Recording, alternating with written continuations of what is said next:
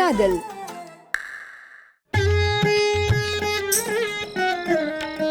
Let's welcome Mr. Surya Kumar IPS and Miss Kaya.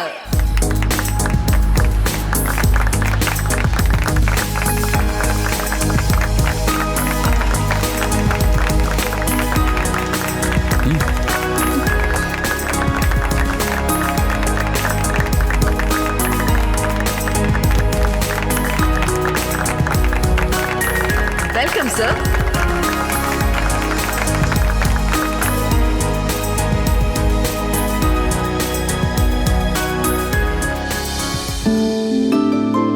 என்ன sir, மேடைக்கு வந்த உடனே இப்படி அமைதி ஆயிட்டீங்க? ரவீந்திரன் சார் சொன்னது கேட்டதுல இருந்து நான் உண்மையிலேயே பிளாக் அவுட் ஆயிட்டேன். அதான் உண்மை. என்ன சார், உங்களை பத்தி டிபார்ட்மெண்ட்ல இருக்கவங்க நீங்க பயங்கர டெரர்னு சொல்றாங்க, ஆனா இப்படி பேச பயப்படுறீங்க? இது பயம் இல்ல, ரெஸ்பான்சிபிலிட்டி. ரவீந்திரன் சாருக்கு கல்யாணத்துக்கு முன்னாடியே லவ் இருந்துச்சு. அவங்க ஒருத்தர் புரிஞ்சுக்கிட்டாங்க. மற்றவங்க கல்யாணம் ஆகி சில பல வருஷம் ஆனவங்க. ஆனா எங்க கதை அப்படி இல்லை.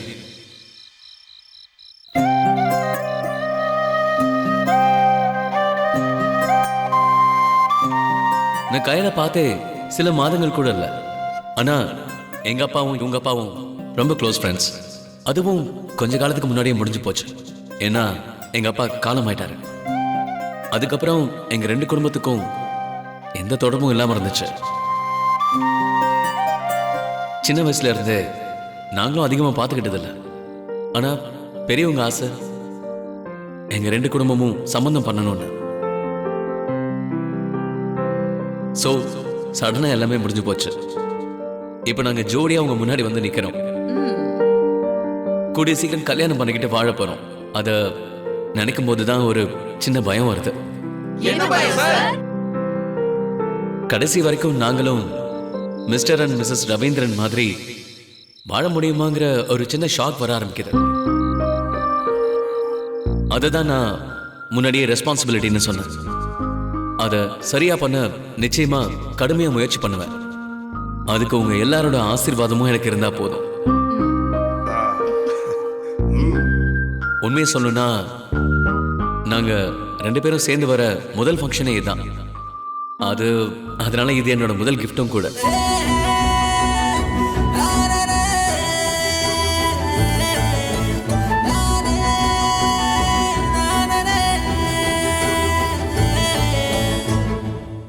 உன் ஆகாச பார்வைக்குள் விண்மீனாய் வீழ்ந்தேனடி, உன் வாய் பேசும் மொழியில் சூரியனாய் எழுந்தேனடி.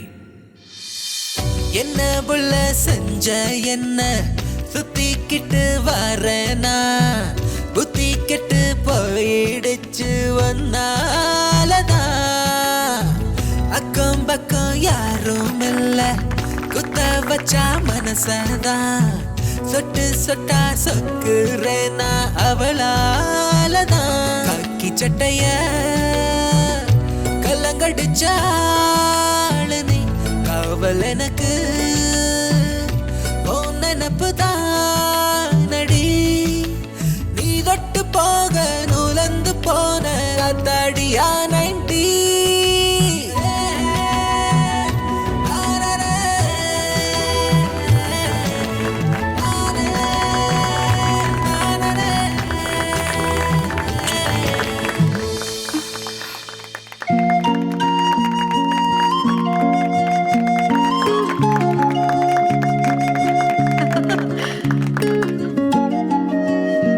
இந்த லவர்ஸ் டேல இதை விட பெரிய கிஃப்ட என்னால கொடுக்க முடியுமான்னு தெரியல. ஏன்னா இப்பதான் நான் முதல்ல என்னோட காதலை கயல் கிட்ட சொல்றேன். முத்தம் கொடுத்து அவ மேல இருக்கிற ஆசைய சொல்லியிருக்கேன். அதை அவ புரிஞ்சுக்குவான்னு நினைக்கிறேன். பொண்ணோ பொருளோ கயலோட மனசை நிரப்பாதுன்னு எனக்கு தெரியும். அதனாலதான் இப்படி ஒரு கிஃப்ட். சார், செம்ம ரொமான்டிக் கிஃப்ட் இது. நிச்சயம் கயல் கொடுத்து வச்சவங்க.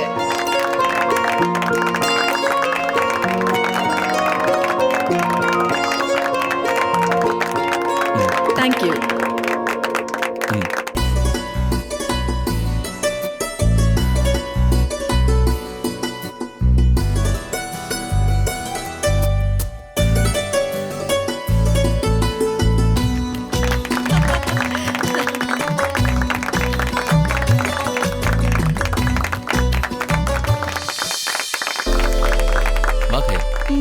வாங்க. Hello, super sir, கலக்கிட்டீங்க.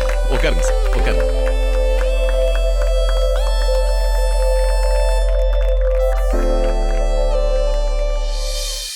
என்னை பத்தி இந்த அளவுக்கு புரிஞ்சு வச்சிருக்காரு.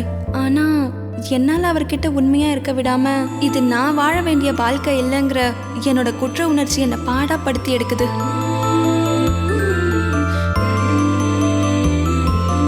இதை கையால் எதிர்பார்த்திருக்க மாட்டான். அதான் அவனால இயல்பா இருக்க முடியல. இருக்கட்டும், போக போக எல்லாம் சரியாயிடும். என் மனசுல இருக்கிற ஆசையை வெளிப்படுத்துறேங்கிற பேர்ல ஒரு அதிர்ச்சியை கொடுக்காம அவளுக்கு பிடிச்ச மாதிரி நடந்துக்க பார்க்கணும். இந்த ரொமான்டிக் மூட குறையாம பாத்துக்கணும். அந்த வகையில இந்த எல்லா கப்பிள்ஸும் அதே ரொமான்டிக் மூட்ல டான்ஸ் ஆடுற மாதிரி இப்ப ஒரு மியூசிக்க நம்ம டிஜே ஆண்ட்ரூ போடுவாரு. ஓகே, எல்லா கப்பிள்ஸும் டான்ஸ் ஆடணும். ஓகே ஆண்ட்ரூ, ஒரு ரொமான்டிக் நம்பர் ப்ளே பண்ணுங்க.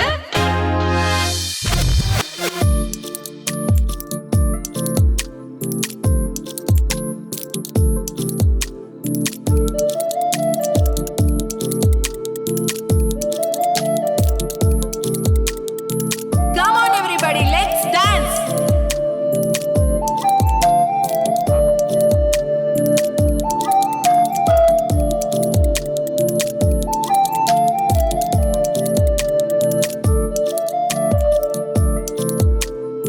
ஆஹா, என்ன சூர்யா சார், சீனியர் கப்பிள்ஸ் எல்லாம் டான்ஸ் பண்ணும்போது இருக்கிறதுலயே யங் கப்பிள்ஸ் நீங்க ஆடாம இருந்தா எப்படி? என்ன கையல், வெக்கமா? டிஜே ஆண்ட்ரூ, லைட் மோட சேஞ்ச் பண்ணுங்க. ஓகே.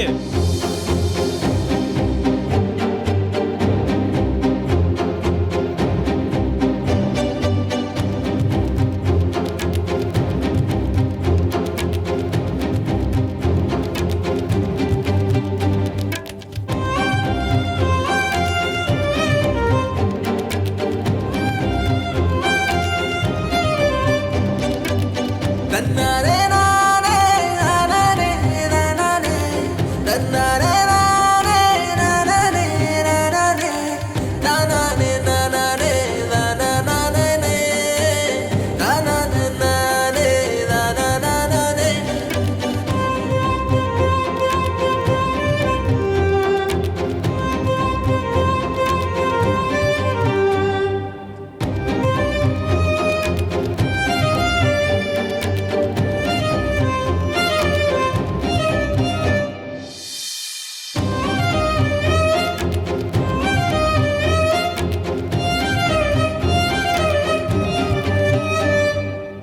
தன்னாரே நானே நானே நானே தன்னாரே நானே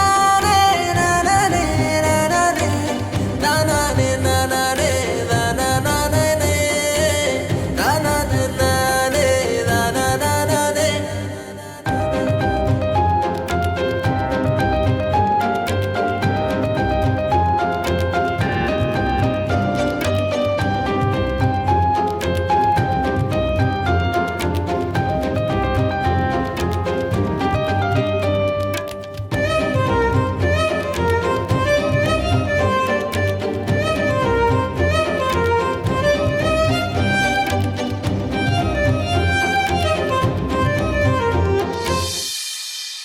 என்ன சார், அதுக்குள்ள எல்லாருமே டயர்ட் ஆயிட்டீங்க?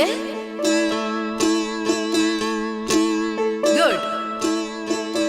இதுவரைக்கும் உங்களுக்குள்ள இருந்த இன்னொரு ரொமான்டிக் பக்கத்தை நாங்க கொண்டு வந்தோம். இப்ப உங்களுக்குன்னு 3 விதமான கேம் வச்சிருக்கேன். ஃபர்ஸ்ட், பாரம்பரியமான மியூசிக்கல் சேர். எல்லாருமே கேம் விளையாட போலாமா? டிஜே மியூசிக் போடுங்க.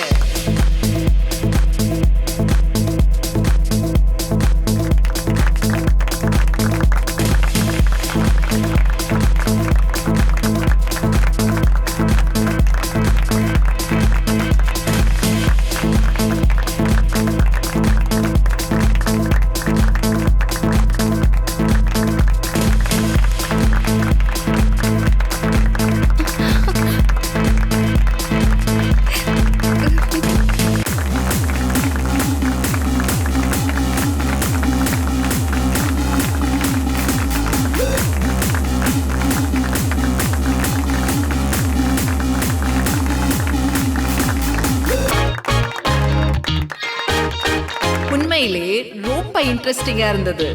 இந்த போட்டியில மிஸ்டர் சூரியகுமார் சாரும் அவங்க ஃபியான்சி மிஸ் கயலும் ஃபைனலுக்கே வந்து போட்டிய ரொம்ப இன்ட்ரெஸ்ட் ஆக்கிட்டாங்க. பாப்போம் இதுல யாரு ஜெயிக்க போறாங்கன்னு.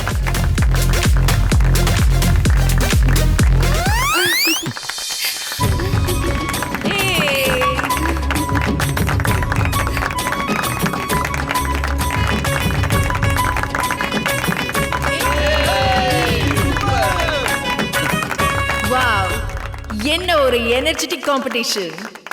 கடைசியில தாகம் எடுத்த மான் கதை மாதிரி நீடிக்காம கயல் ஜெயிச்சிட்டாங்க. எனக்காக விட்டு கொடுத்தாருங்கிறது எனக்கே தெரியும். ஆனா அது எல்லாருக்கும் தெரிஞ்சிருக்குங்கிறது ஆங்கர் சூசகமா சொன்ன மான் கதையை வச்சே கன்ஃபார்ம் ஆயிடுச்சு.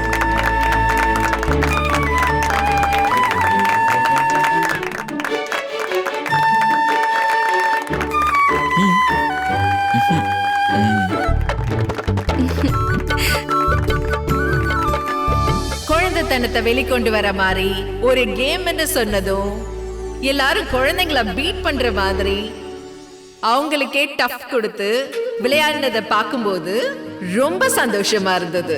இப்ப உங்களுக்கு ஒரு டஃப் டாஸ்க் நான் கொடுக்க போறேன். இதுல நிறைய கண்கள் இருக்கு. இதுல உங்க மனைவியோட கண்கள் எந்த நம்பர்னு கரெக்டா சொல்லணும். நாங்க இந்த கேம் விளையாட 5 கப்பிள்ஸோட ஹஸ்பண்ட செலக்ட் பண்ணியிருக்கோம். அவங்களோட name mister Shiva, mister Karthik, mister Dinesh, mister Gautham and mister Surya.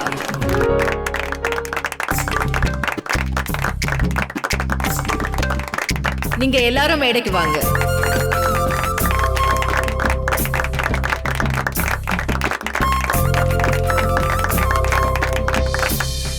என்னங்க சார், கேம் ஸ்டார்ட் பண்ணிடலாமா?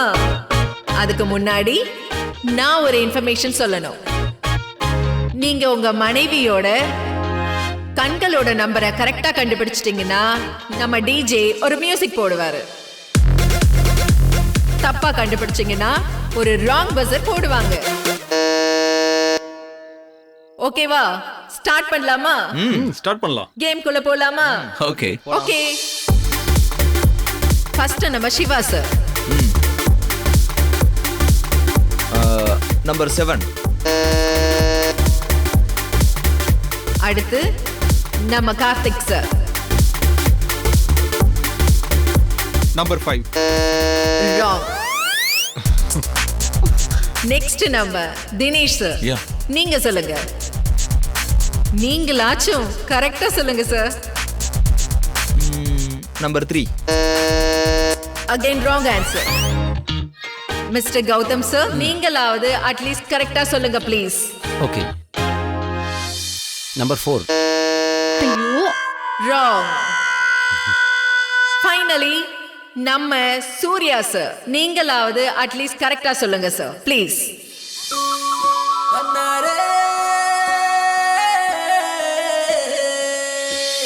நன்னே நானே நன்னே நானே நன்னே நானே நானே நானே நானே நானே நானே நானே நன்னே நன்னே நானே நானே நன்னே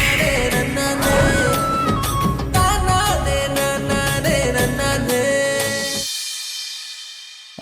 சொல்லுங்க. யா, நம்பர் 6.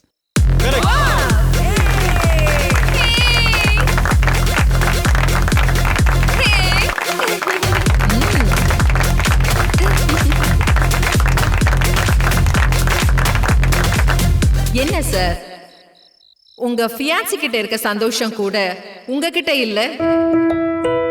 இது உங்களுக்கு சர்ப்ரைஸ் இல்லையா? நான் சரியான ஆன்சர் தான் பண்ணிருக்கேன்னு கான்ஃபிடென்ட்டா இருக்கும்போது சர்ப்ரைஸ் எப்படி வரும்? ஓ, எப்படி அவ்வளவு உறுதியா இருந்தீங்க? தட் இஸ் இதுல நீங்களே எதை வேணாலும் ஃபீல் பண்ணிக்கலாம்.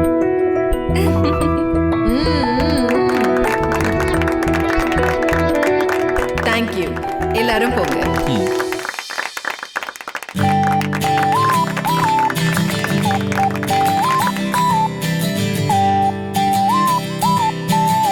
எப்படி அவ்வளோ கரெக்டா கண்டுபிடிச்சிங்க? கண்ணை மூடி யோசிச்சு பார்த்தேன், அதுல உன்னோட கண்கள் தெரிஞ்சது, அதான் டக்குன்னு கண்டுபிடிச்சிட்டேன்.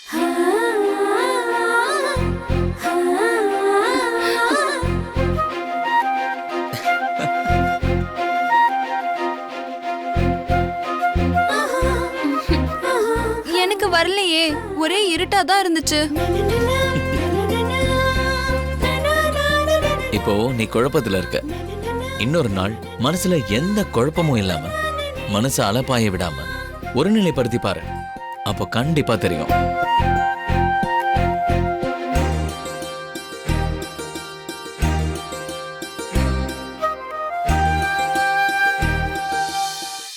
சிறப்பா நடந்து கொண்டிருக்கும் இந்த நிகழ்ச்சியின் நிகழ்வாக தங்களது அனுபவங்களை இப்ப தெரிவிக்க ஒரு வாய்ப்பு அமைந்திருக்கு. ஒவ்வொருவரும் மேடைக்கு வந்து தங்களோட அனுபவங்களை தெரிவிக்க கேட்டுக்கொள்கிறேன். வாங்க கயல், உங்க அனுபவத்தை சொல்லுங்க.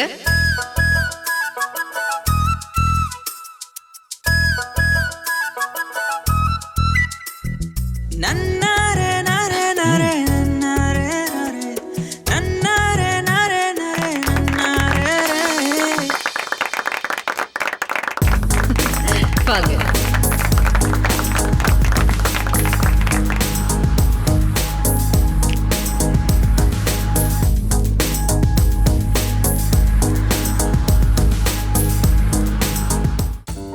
வாங்க கயல்.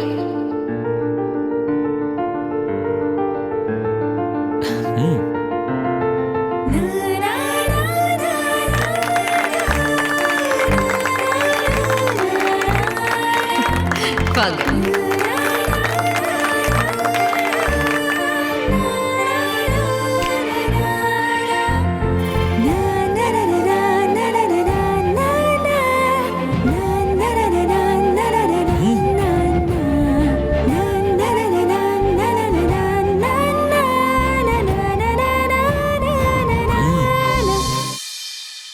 பேசுங்க கயல்.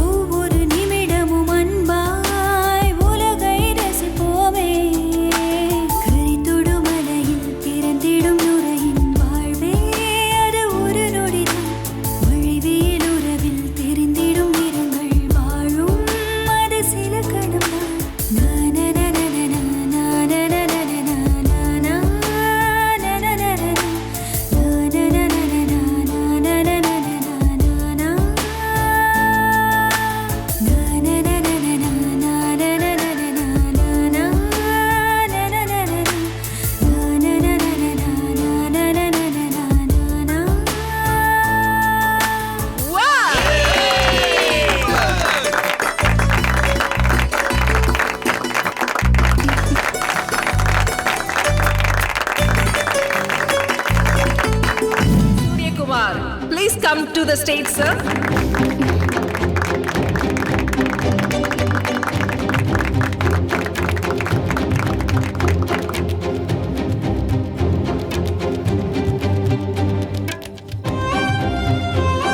நான் உங்ககிட்ட ஒரே ஒரு விஷயத்தை மட்டும் சொல்லிட்டு இறங்கிக்கிறேன்.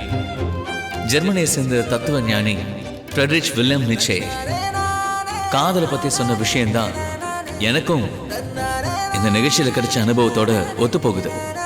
ஒவ்வொரு காதலிலும் ஒரு பைத்தியக்காரத்தனம் ஒளிந்திருக்கும்.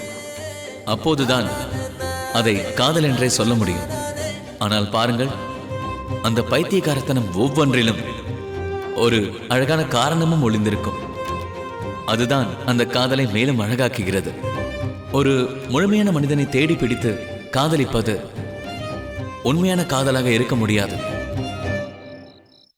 ஆனால் சின்ன குறைகளை உடைய ஒரு முழுமையற்ற மனிதனை கண்டுபிடித்து அவனை காதலித்து அவனை முழுமையான மனிதனாக மாற்றுவதே உண்மையான காதல்னு சொல்லியிருப்பாரு. நானும் அது மாதிரி தான். சின்ன குறையுள்ள ஒரு முழுமையற்ற மனிதன் என்ன முழு மனிதனாக்குறது என் மனைவியை வரப்போற கயல்கிட்டையும் எதிர்காலத்துக்கிட்டையும் தான் இருக்கு. நன்றி. தேங்க்யூ. Thank you, sir.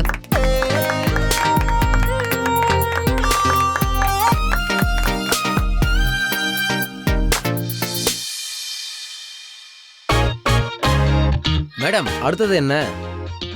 நான் முதல்ல சொன்னதுதான் 3 விதமான கேம்னு சொல்லியிருந்தேன். அதுல பயங்கர இன்ட்ரெஸ்டிங்கா 2 முடிஞ்சிருச்சு. இப்ப 3வது கேம் மென்டல் எபிலிட்டி சம்பந்தப்பட்டது. அதாவது கப்பல்ஸ் 2 பேர் வந்து எதிரெதிர் திசையில திரும்பி நிக்கணும்.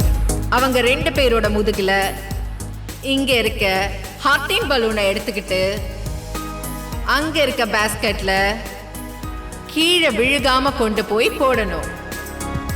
அதுதான் லவ் பேலன்சிங் கேம். இப்ப நம்ம ஆட போறோம். 1 2 3.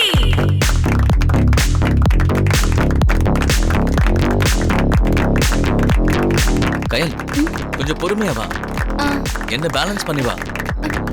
இந்த போட்டியில எத்தனை பலூன்ஸை கொண்டு போய் சேர்க்கணுன்றதை விட ஒரு பலூன் கூட கீழே விழாம கொண்டு போய் சேர்க்கறது தான் ரொம்ப ரொம்ப முக்கியம். பார்த்து பேலன்ஸ் பண்ணி விளையாடு. சரி.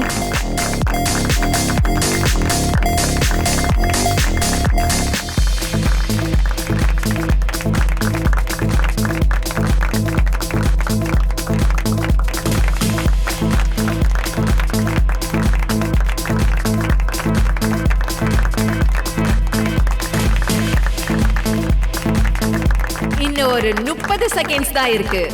பார்த்து பொறுமையா, அவசரம் இல்ல.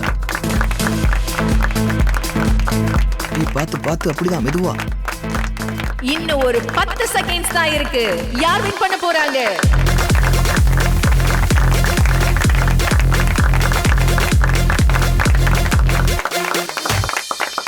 Time over. முதல்ல நடந்த மியூசிக்கல் சேர் கேம்ல ஃபைனலுக்கு ஒரு பெண் போட்டியாளரா வந்து நம்ம கையில் ஜெயிச்சிட்டாங்க. அடுத்ததா நடந்த ஃபைண்டிங் ஐ கேம்ல அவங்களோட பார்ட்னர் சூரியகுமார் சார் ஜெயிச்சாரு.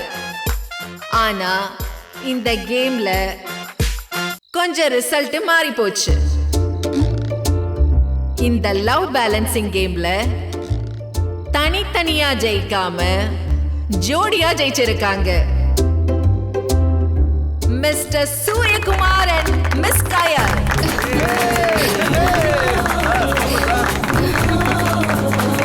கயல், முதல்ல இங்க வரவே யோசிச்சல, இப்ப பிடிச்சிருக்கா? ரொம்ப பிடிச்சிருக்கு. இவ்ளோ கேம்ஸ் இருக்கும்னு தெரிஞ்சிருந்தா நான் மோனியும் கூட்டிட்டு வந்திருப்பேன். மேடம், இது கப்பல்ஸ் கேம். ஆமால. அப்போ நீ என் கூட வந்ததுக்காக இவ்ளோ சந்தோஷமா இல்லையா? கேமை பார்த்து தான் சந்தோஷமா? இல்ல இல்ல இல்ல, நான் உங்களுக்காக தான் வந்தேனே. இந்த கேம்ஸ், இந்த இடம் இதெல்லாம் ரொம்ப பிடிச்சிருக்குன்னு சொன்னேன். எனிவேஸ் நீ ஹாப்பியா இருந்தா அதுவே போதும்.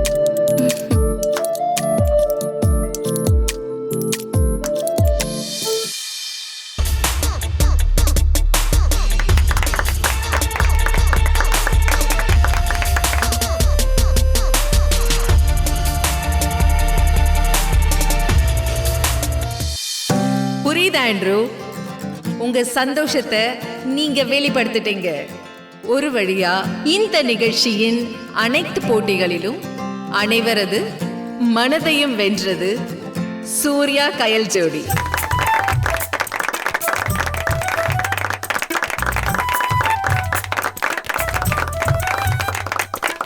அவர்களே சிறந்த ஜோடியாக ஒரு மனதாக தேர்ந்தெடுக்கப்பட்டிருக்கிறார்கள். உண்மையை சொல்லணும்னா சூர்யா சார் அவங்க மேரேஜ் அரேஞ்ச்டு மேரேஜ்னு சொன்னாரு. பார்த்தா அப்படி தெரியல. பல வருஷம் காதலிச்சு ஒருத்தருக்கு ஒருத்தர் நல்லா புரிஞ்சுக்கிட்ட தம்பதிகள் மாதிரி இருந்தீங்க. முடிஞ்சா வீட்டுக்கு போய் சுத்தி போட்டுக்கங்க சார். அந்த அளவுக்கு எல்லாரோட கண்ணும் உங்க மேலதான் இருந்துச்சு. விரைவில் கல்யாணமாக போகும் உங்களுக்கு எங்களது அட்வான்ஸ் ஹாப்பி மேரேஜ் லைஃப் வாழ்த்துக்கள். 2 பேரும் மேடைக்கு வாங்க.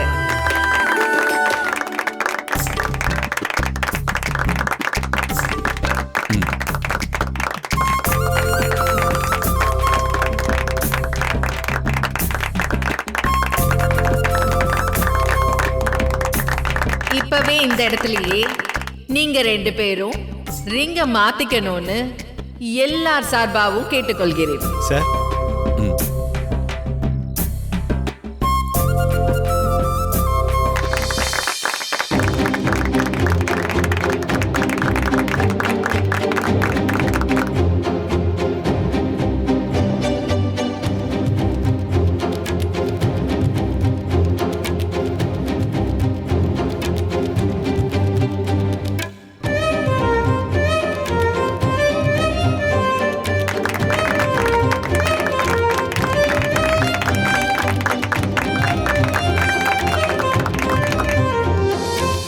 கயல் நீங்க போட்டு விடுங்க.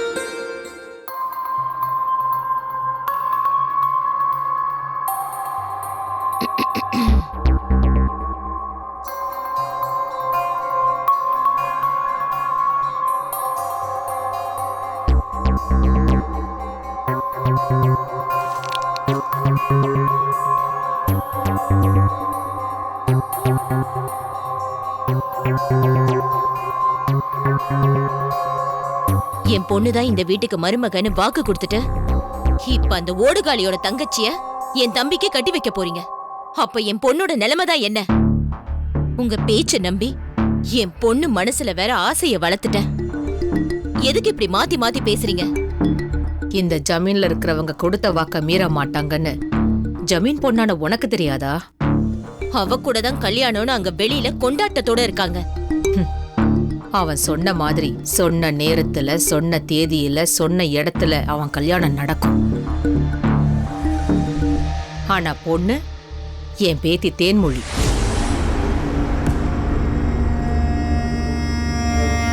இப்பவும் சொல்றேன், என் பேத்தி தேன்மொழிதான் இந்த வீட்டோட 2வது மருமக. அதுல எந்த மாற்றமும் இல்லை. கொடுத்த வாக்கு கொடுத்ததுதான். நீ கவலைப்படாம போ. எப்படி? நீ அத பத்தியெல்லாம் கவலைப்பட வேண்டாம். நான் எல்லாத்தையும் பார்த்துப்பேன். போ, போய் ரெஸ்ட் எடு.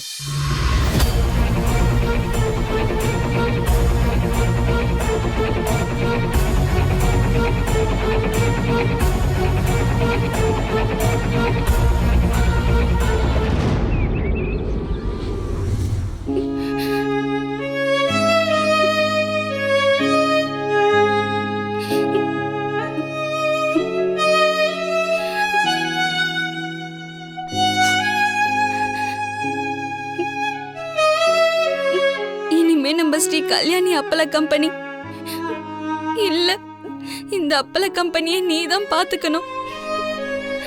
அதான் நான் எழுதி வச்ச எல்லா கணக்கையும் உன்கிட்டே கொடுத்துடலான்னு வந்தேன். என்ன கயல், புதுசா நீ நானு பிரிச்சுலாம் பேசுற? இது எப்பவுமே நம்ம ஸ்ரீ கல்யாணி அப்பள கம்பெனி தான். நீ வேணா உன் கனவை உன் குடும்பத்துக்காக தியாகம் பண்ணிருக்கலாம். ஆனா நான் என் ஃப்ரெண்டோட கனவை தோத்து போக விட மாட்டேன். என்னோட கனவெல்லாம் தான் ஒரு கனவாவே போயிடுச்சே. இப்ப அத பத்தி பேசி என்ன பிரயோஜனம்? ஆக வேண்டிய காரியத்தை பாப்போம் மோனி. என்னாச்சு கயல்? இப்போ கல்யாணம் பண்ணி பக்கத்து ஊருக்கு தானே போக போற. எப்ப வேணாலும் வந்துட்டு போலாம்ல, அப்புறம் என்ன பிரச்சனை? எல்லாம் தெரிஞ்ச நீயே இப்படி பேசலாமா மோனி? நான் கல்யாணம் பண்ணி போற வீடு பெரிய ஜமீன் குடும்பம், தெரியும்ல? இதுக்கெல்லாம் அவங்க ஒத்துப்பாங்கன்னு நீ நினைக்கிறியா? ரொம்ப நேரம் இங்க நின்னு பேசுறதுக்கு எல்லாம் டைம் இல்ல மோனி. வீட்ல எல்லாரும் என்ன தேடுவாங்க. ப்ளீஸ் சீக்கிரம் எல்லாத்தையும் வாங்கிக்கோ. இந்த புடி புடி, இதையும் புடி.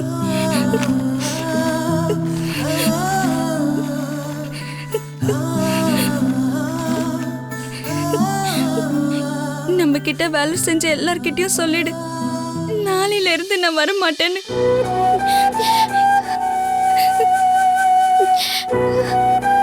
என்னடி நான் பேசிட்டே இருக்க, நீ சைலண்டாவே இருக்க? கயல்,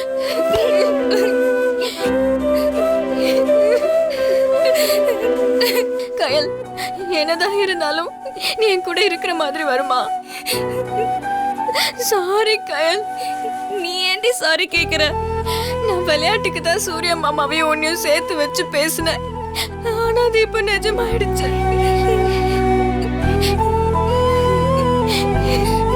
நீ அழாத. அப்படியெல்லாம் ஒண்ணும் இல்ல. இந்த அப்பள கம்பெனியை நம்ம ரொம்ப கஷ்டப்பட்டு ஆரம்பிச்சோம். நான் இல்லன்னு நீ அப்படியே விட்டுறாத மோனி. ஒரு தடவை இந்த வீட்டை சுத்தி பாத்துக்கிட்டுமா? என்னடி கேள்வி இது?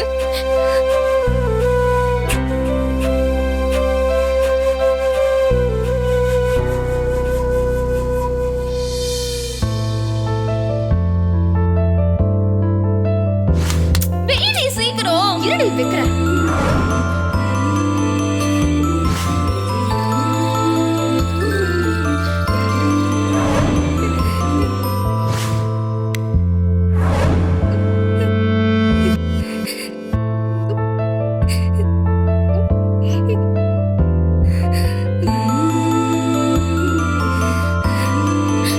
உனக்கு எப்பெல்லாம் என்ன பார்க்கணும்னு தோணுதோ அப்பெல்லாம் நீ சூர்யா மாமா வீட்டுக்கு வந்துரு.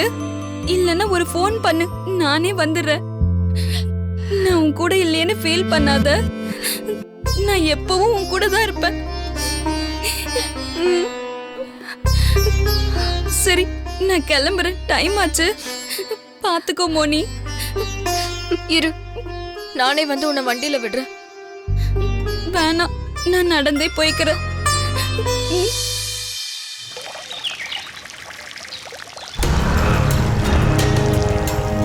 அவங்க உங்ககிட்ட ஏதோ பேசணும்னு சொன்னாங்க. யோ உத்தமா, உத்தமா உன்னதாயா? வாயா வெளியில. உத்தமா, இப்ப வெளியில வர போறியா இல்லையா? வாயா வெளியில. வாயாங்கறல. யாரு? தெரியல.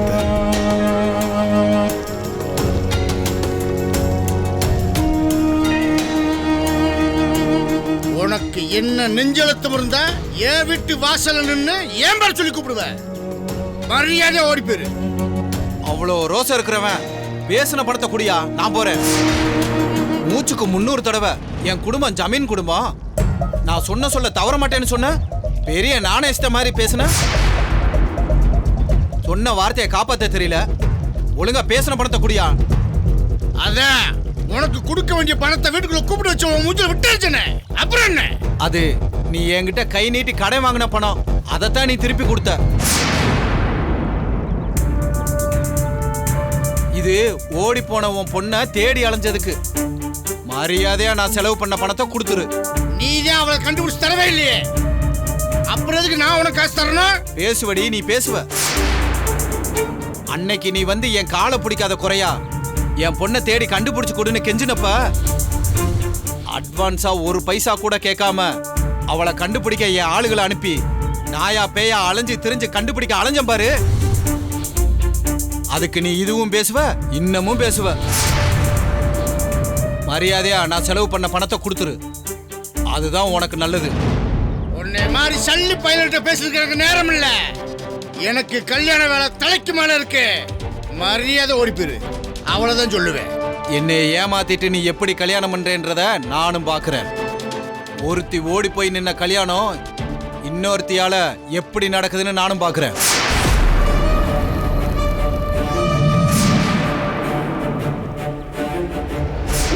ஓடி போறது ஒன்றும் உன் குடும்பத்துக்கு புதுசு இல்லையே.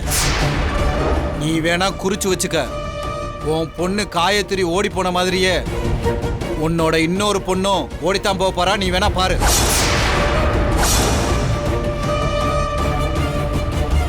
உன் குடும்ப மானத்தை வாங்க தான் போறா. நான் என் வயிறு எரிஞ்சு சொல்றேன், இது நடக்குதா இல்லையான்னு பாரு உத்தமா.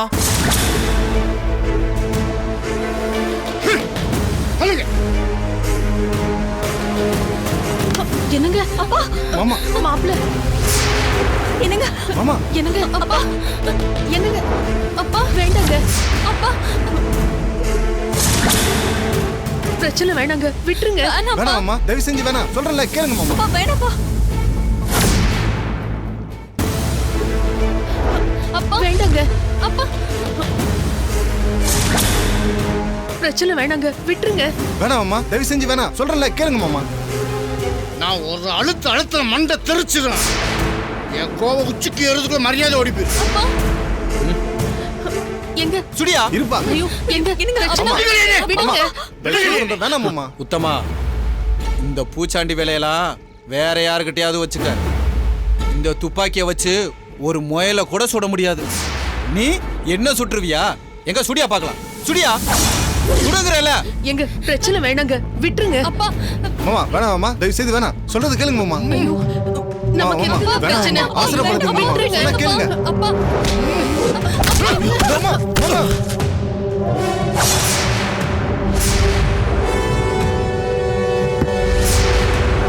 என்னையாட அடிச்சு கீழே தள்ளுற?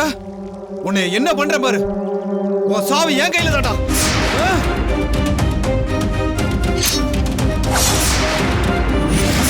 ஐயோ வேணாங்க அப்பா.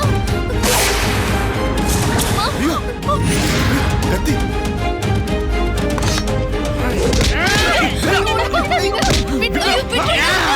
என்னைய வர குத்தவர அப்பா அப்பா சொல்றது கேளுங்க. ப்ளீஸ் விடுங்க. விடுங்க. விடுங்க. சொல்றது கேளுங்க. கத்திய கீழ போடுங்க. கத்திய போடுங்க. என் மேலேயே கை வச்சிட்டேல, என்கிட்டே உன் பிராடத்தனத்தை காமிச்சிட்டேல. நீ எப்படி என் காலை பிடிக்கிற காலம் வரும், அப்ப பாத்துக்கிறேன்டா உன்னை.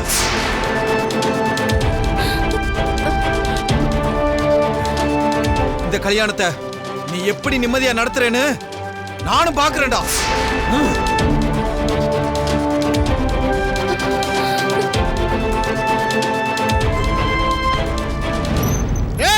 இந்த கல்யாணத்தை எப்படி நடத்தி பாடுற. வந்து நீ ஒரு வாய் சாப்பிட்டு போ. முட்டாப்பல போற.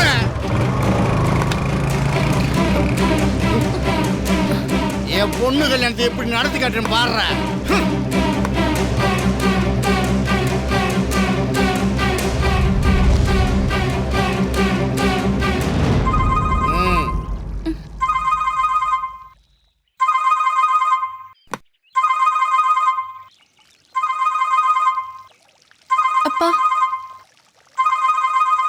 இதை புடிமா.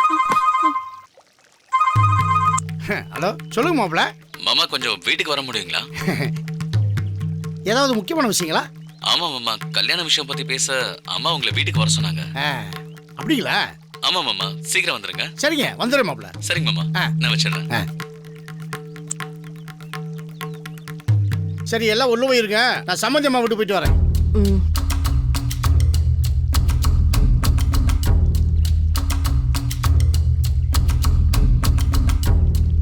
என்ன விஷயமா வர சொல்லியிருப்பாங்க?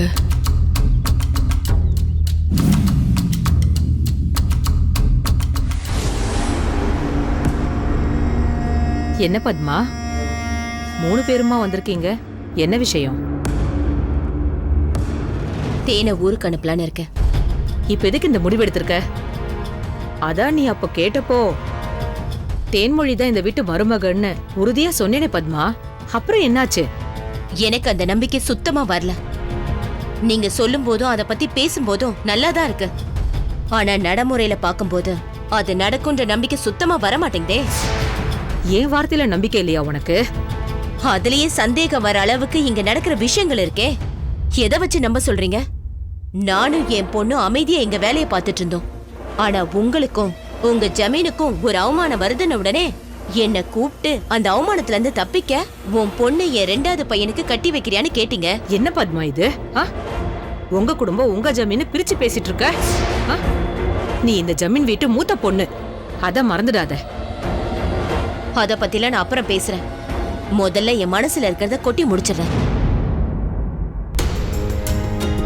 நீங்க சொல்ற மாதிரி நானும் இந்த குடும்பத்தோட மூத்த பொண்ணுங்கிற முறையில இந்த குடும்பத்துக்கு ஒரு அவமானம் வந்துடக்கூடாதுன்றதுக்காக என் பொண்ணு மனசுல என்ன இருக்குன்னு கூட கேட்காம நீங்க கேட்ட உடனே சம்மதிச்சேன்.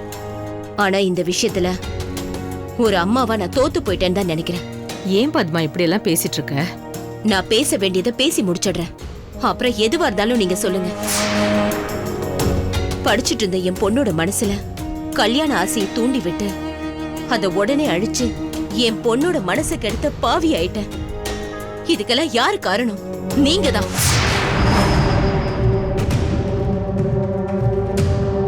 இங்கதான் எனக்கு சந்தேகமே வருது.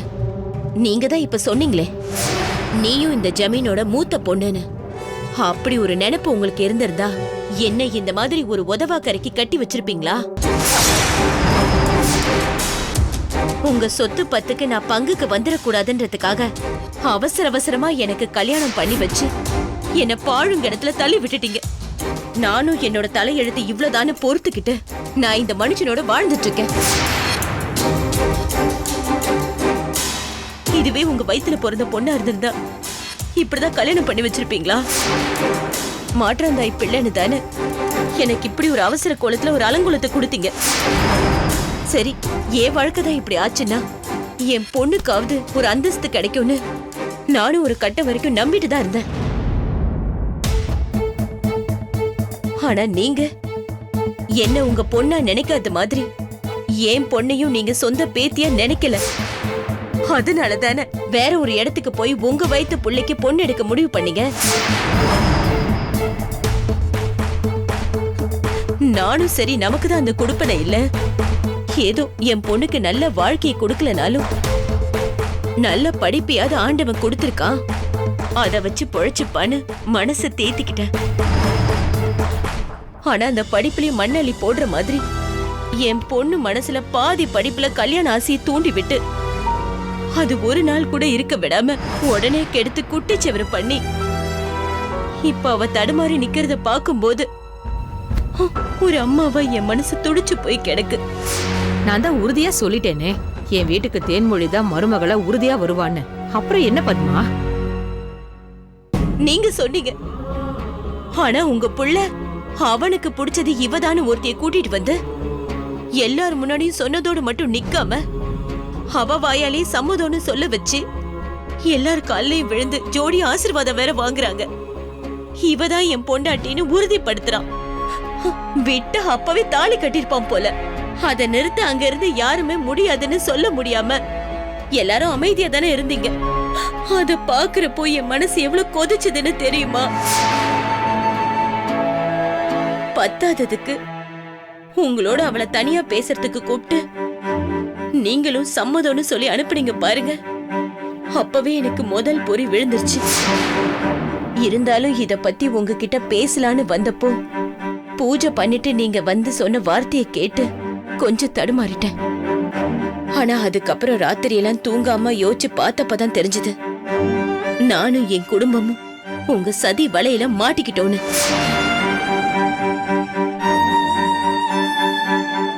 எங்க நான் உங்க சொத்துல பங்குக்கு வந்துருவேன்றதுக்காக நீங்க என்னையும் என் குடும்பத்தையும் பழி வாங்க நீங்க இப்படி ஒரு வேலையை பண்ணிருக்க மாட்டீங்களோன்ற சந்தேகம் எனக்கு வலுக்க ஆரம்பிச்சிருச்சு. நான் என்னைக்குமே உன்னை என் வயித்துல பிறந்த பிள்ளையா தான் பாக்குறேன். ஆனா உன் மனசுல தான் நான் ஒரு அம்மாவா இல்ல ஒரு சித்தியா தான் இருந்திருக்கேன்னு இப்பதான் எனக்கு தெரிய வருது. நீங்க கேட்டப்பவே நான் தெளிவா சொன்னேன்.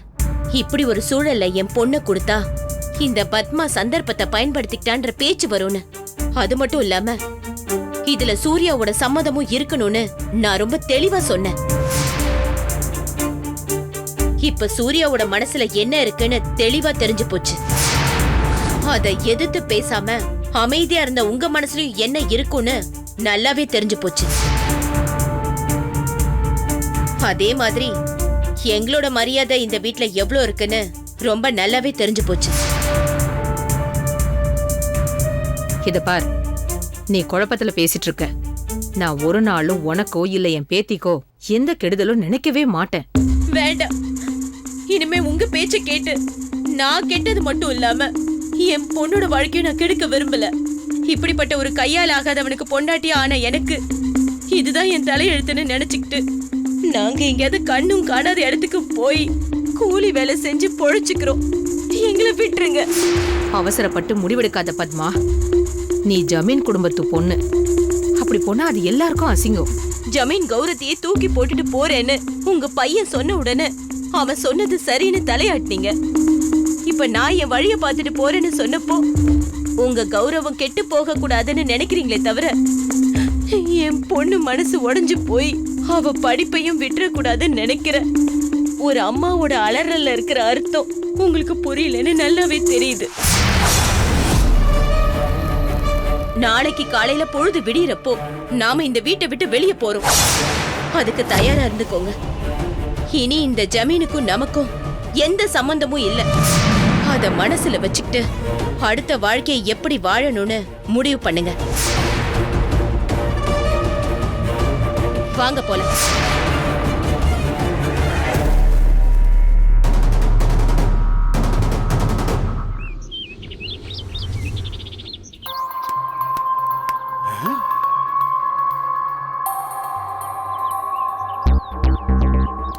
என்னடா ஏதோ முக்கியமான விஷயம் சொன்னாங்க, ஆனால் இங்கே வந்து பார்த்தா ஒரே கூட்டமாக இருக்கு. இது ஏடா உடம்பா நடந்து போச்சா?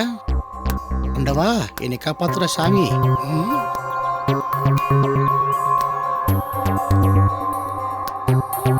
ஏப்பா தம்பி, என்ன இங்கே கூட்டம்? பெரிய ஜமீன்தாரோட நினைவு தினம் அனுசரிச்சிட்டு இருக்காங்க.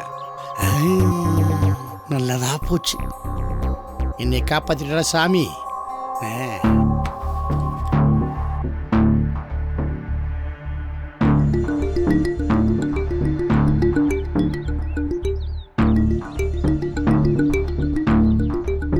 வணக்கம் மாப்பிள்ள. வாங்க.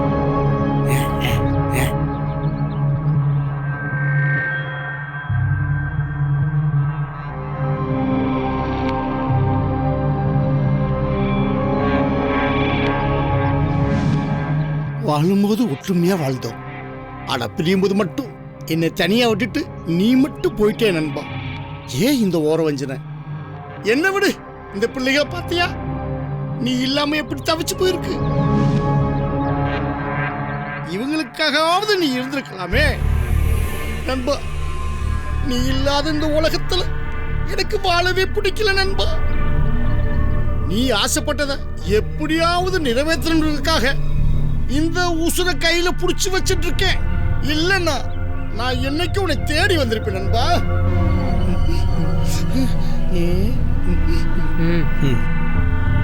உத்தமன், இங்க பாருங்க, நீங்க அழுது ஆர்ப்பாட்டம் பண்ண தேவையில்லை.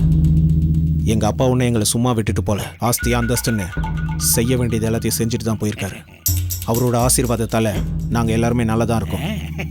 முதல்ல பேச வேண்டிய விஷயத்த பேசிட்டு ஆக வேண்டிய காரியங்களை பார்ப்போம். ம், வாங்க.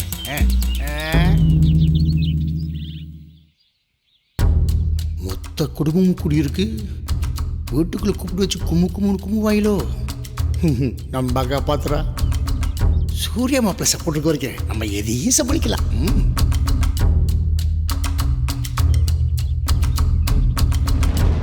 ஒரு முக்கியமான விஷயம் பேசுறதுக்கு தான் உங்களை வர சொன்னேன்.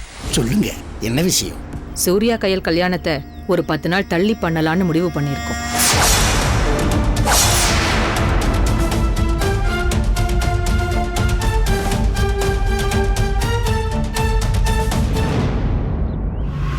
நல்ல காரியத்தை ஏன் தள்ளி போடணும்?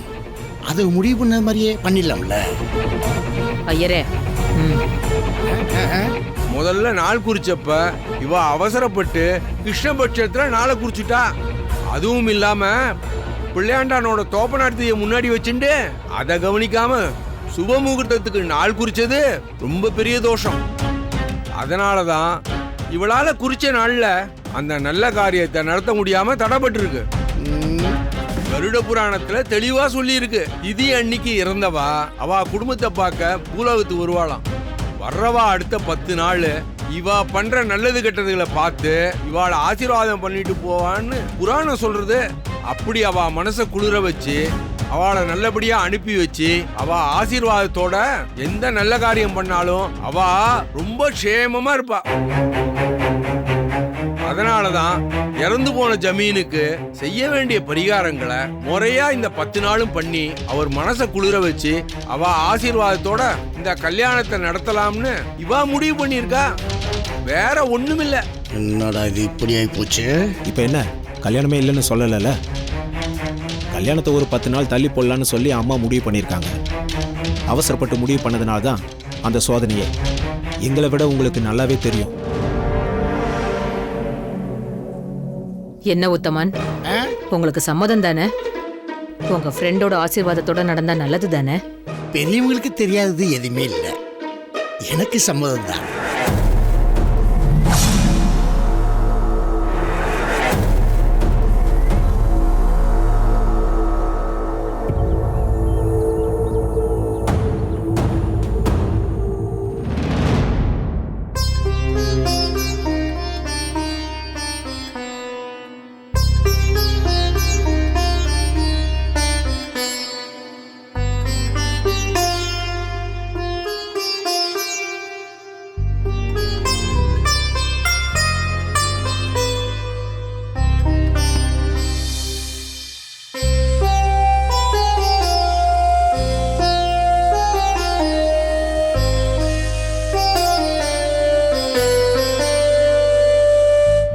என்னாச்சுங்க? என்ன திடீர்னு வர சொன்னாங்க? ஏதாவது பிரச்சனையா?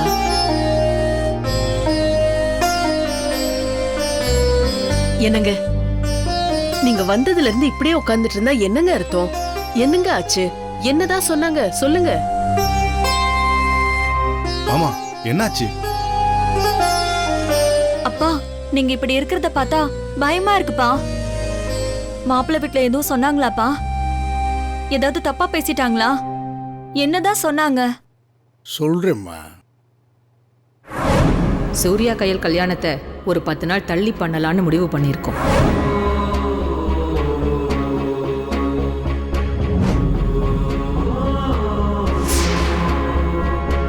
திடீர்னு அப்படி சொல்லவும் எனக்கு ஒன்றும் ஓடலம்மா. ஒருத்தியால போன என் வீட்டு மானம் என் கடைக்குட்டி மகளால் திரும்ப கிடைச்சிரும். அந்த அவமானத்தை சரி பண்ணிடலாம்னு நான் நினைச்சிருந்தேன். அதுலயும் ஒரு தடை வந்துருச்சு. அதான் மனசுக்குள்ள ஒரு பாரமாவே இருக்குமா. அவங்க சொல்லி இருக்கிறதுலயும் ஒரு நியாயம் இருக்குங்க. ஒரு தடவை ஏற்பாடு பண்ண கல்யாணம் நின்னு போனதால அவங்க இந்த முடிவை எடுத்திருக்கலாம். அதுக்கு போய் எதுக்கு கவலைப்படுறீங்க? கவலைப்படாம எப்படி இருக்க முடியும் கல்யாணி? இது என் பொண்ணோட வாழ்க்கை மட்டும் இல்ல, இந்த ஜமீனோட கௌரவம் கூட. கல்யாணத்தை ஒரேடியா அவங்க கேன்சல் பண்ணலையே மாமா. 10 நாள் தள்ளி போட்டிருக்காங்க. இந்த காரணமும் சரியா தானே மாமா இருக்கு? பெரியவர் சிவகுமார் ஜமீனோட வருஷ திதியை முன்னாடி வச்சுக்கிட்டு இந்த கல்யாணத்தை நடத்த மனசு ஒப்பல போல இருக்கு.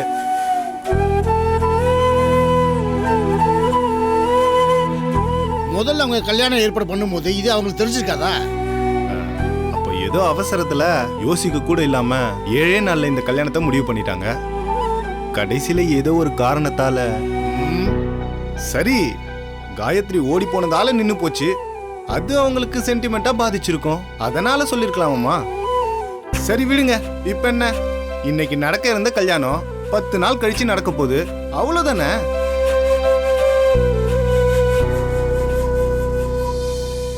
இல்ல மாப்பிள்ள, இது உங்களுக்கே தெரியும். இந்த கல்யாணம் பல பிரச்சனைகளுக்கும் குழப்பங்களுக்கு இடையில நடக்கிறதுக்கு. திடீர்னு மாப்பிள்ளை வீட்டில் பெரிய குண்டத்துக்கு போடுறாங்க. அதான் கொஞ்சம் யோசனையா இருக்கு. மாமா, உங்களுக்கே தெரியும், சிவகுமார் ஜமீன் வீட்டில் வாக்கு கொடுத்த மாதிரி நடந்துக்குவாங்க. அப்புறம் எதுக்கு நீங்க கண்டத்தை போட்டு குழப்பிக்கிறீங்க? இல்ல மாப்பிள்ள, இந்த கல்யாணம் மட்டும் நடக்காம போச்சுன்னா ஒரு அப்பனா நான் தோத்து போனது மாதிரி ஆயிடும்.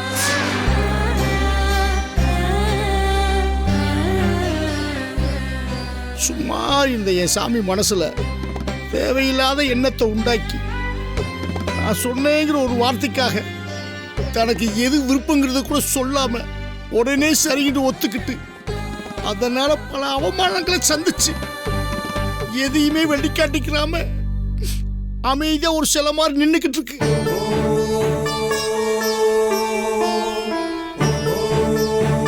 இந்த கல்யாணத்திலையும் ஏதாவது ஒரு குழப்பம் வந்து நின்னுட்டா அது முகத்துல நான் எப்படி மாப்பிள்ள முழிப்பேன்?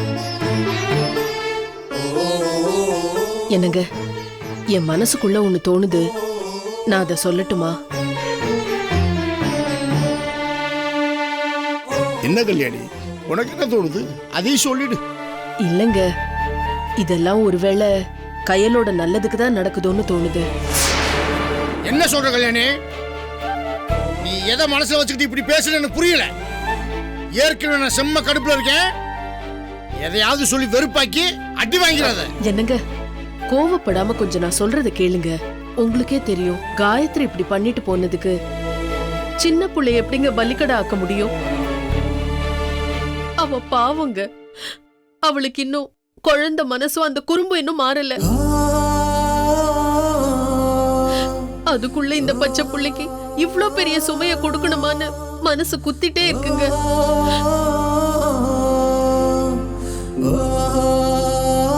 நீங்க ஆம்பளை, உங்களுக்கு வேணா உங்க கௌரவம் முக்கியமா இருக்கலாம். ஆனா பெத்த எனக்கு என் பிள்ளையோட நிம்மதி தாங்க முக்கியம். கையில பாருங்க, இவ இப்படி ஒன்னும் தெரியாம இடிஞ்சு போய் நிக்கிறத பாக்கும்போது பாவம், இவ எதுக்கு என் வயித்துல வந்து பிறந்தான்னு பெத்த இந்த வயித்துல வலி எடுக்குதுங்க. எனக்கு மட்டும் வருத்தம் இல்லையா கல்யாணி? ஆனா என்ன செய்ய முடியும்? ஏதோ ஒரு தடை. இன்னும் ஒரு 10 நாள சரியா போகும். கொஞ்சம் பொறுமையா இருப்போம். இப்ப அழுகிறதுனால எந்த பிரயோஜனமும் இல்ல. என்னங்க நீங்க, இவ்வளவு நடந்ததுக்கு அப்புறமும் நீங்க இப்படி அடம் பிடிச்சா எப்படி? நீங்களே நல்லா யோசிச்சு பாருங்க. இந்த கல்யாணம் நடக்கணும்னா எந்த தடையும் இல்லாம எப்பவும் நடந்திருக்கணும்ல. ஆனா வரிசையா எவ்வளவு தடை பாருங்க. இப்ப கூட நாம இதை நிறுத்திடலாங்க.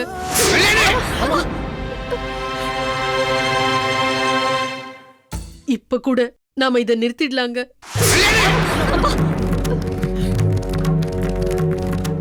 அம்மா சொல்றதா சரின்னு தோணுதுப்பா. நம்ம கௌரவத்துக்காக எதுக்குப்பா ஒரு சின்ன பிள்ளையோட வாழ்க்கைய காவு கொடுக்கணும்? அவ படிக்கட்டும்பா. நாம இந்த கல்யாணத்தை நிறுத்திடலாம். எனக்கு அதுதான் நல்லதுன்னு தோணுதுப்பா.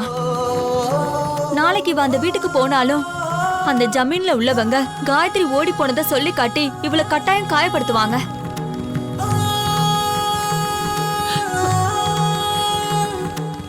அதை தாங்குற அளவுக்கு பக்குவம் பாவம் நம்ம கையிலுக்கு இல்லப்பா. இந்த கல்யாணம் வேண்டாம்பா. இங்க பாருங்க, இதுக்குத்தான் அன்னைக்கே குடும்பத்தோட செத்து போயிடலன்னு சொன்னேன்.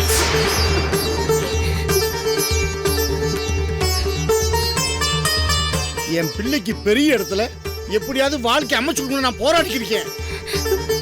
இது உன் அம்மாவுக்கு அக்காவுக்கு புரியல. உன் சம்மதம் கேட்டு அப்பா எல்லாம் செஞ்சேன். நீ என்னம்மா சொல்ற? அப்பா, எனக்கு 17 வயசு தானப்பா ஆகுது. மோனிகா திருப்பூருக்கு வேலைக்கு போறதா சொன்னா. நான் அவ கூட 6 மாசம் இருந்துட்டு வரேன்ப்பா. இதை தவிர எனக்கு என்ன சொல்றதுன்னே தெரியல.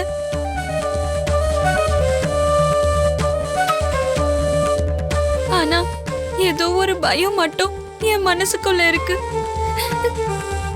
என்ன முடிவெடுக்கணும்னே தெரியல. இந்த கல்யாணம் நின்னா கூட பரவாயில்லன்னு ஒரு பக்கம் தோணுதுப்பா. ஜெகன் அதை சொல்லிட்டு போனத நீ உண்மையாக்க பாக்குறியா? போதும் போதும்.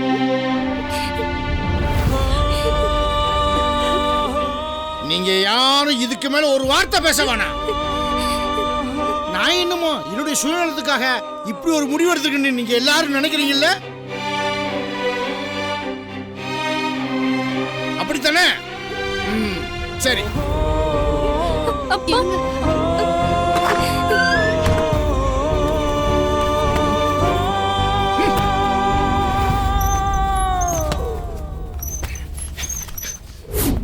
ஐயோ மாமா, அத்தை, கவிதா, கயல், வாங்க. ஐயோ மாமா, என்ன பண்றீங்க? மாமா, விடுங்க. என்ன பண்றீங்க நீங்க? இறங்கி வாங்க. வாங்க மாமா, இறங்குங்க. இறங்குங்க. அப்பா, இனிமே இந்த மாதிரி தப்பான முடிவெல்லாம் எடுக்காதீங்கப்பா. நீங்க என்ன சொன்னாலும் நான் கேக்குறேன்ப்பா. நான் கல்யாணம் பண்ணிக்கிறேன்ப்பா.